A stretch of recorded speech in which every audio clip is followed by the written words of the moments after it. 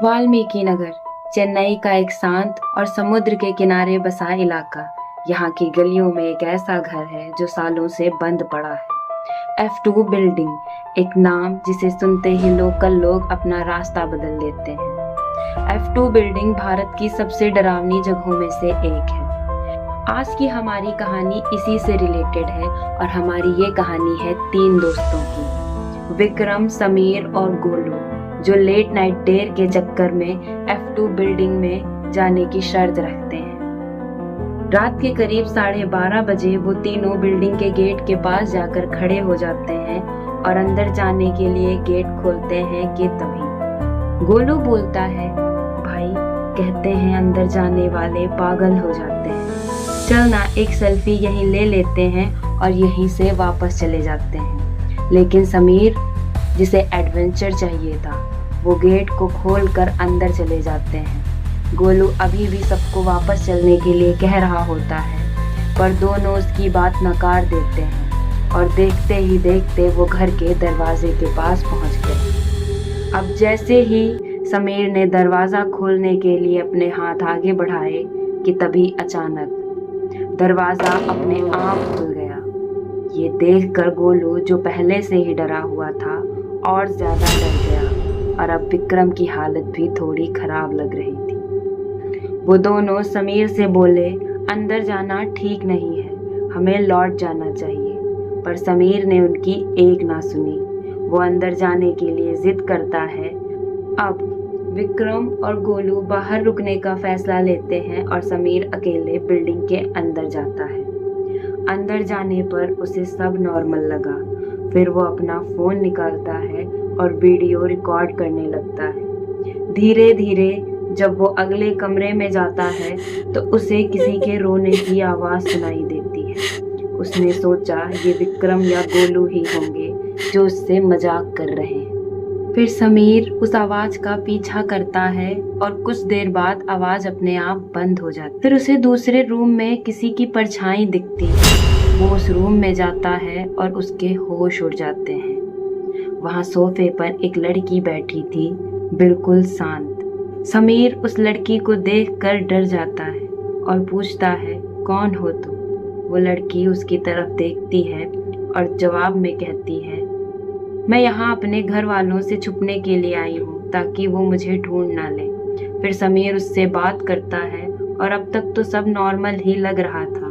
वो कहता है, मैं अपने दोस्तों को बुला कर लाता हूँ, बेकार में दोनों डर रहे हैं। लड़की भी हाँ कहती है। अब जब समीर बाहर जाता है और बताता है कि यहाँ एक लड़की है जो सुबह तक यहीं अपने घर वालों से बचने के लिए छुपी है, तो वो दोनों हैरान हो जाते हैं।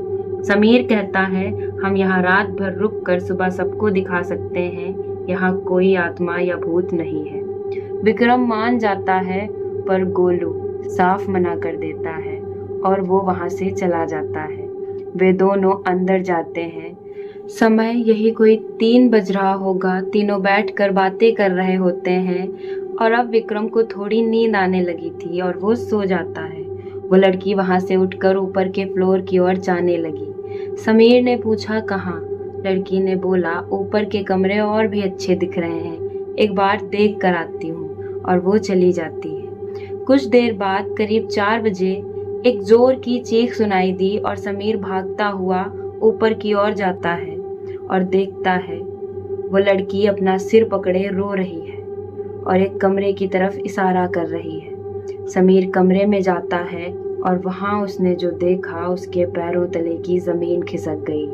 उसने देखा एक लड़की पंखे से लटकी हुई है और वो भागकर उसके पैरों को पकड़ लेता है और उस लड़की से भी मदद करने के लिए कहता है। लेकिन वो लड़की जो अभी तक रो रही थी, अब अजीब तरह से हंसने लग जाती है। वो बहुत हैरान हो जाता है। समीर जब ऊपर देखता है तो उसके होश उड़ गए। इस लड़की का चेहरा बिल्कुल उस लड़की के जैसा था जो वहाँ खड़ी हंस रही थी। समीर डर कर उसे छोड़ता है और दरवाजे की तरफ भागता है। वो लड़की समीर का पैर पकड़कर उसे नीचे गिरा देती है और अब समीर को दिखाई देता है उस लड़की का असली चेहरा, जो कि बहुत ही डरावना था।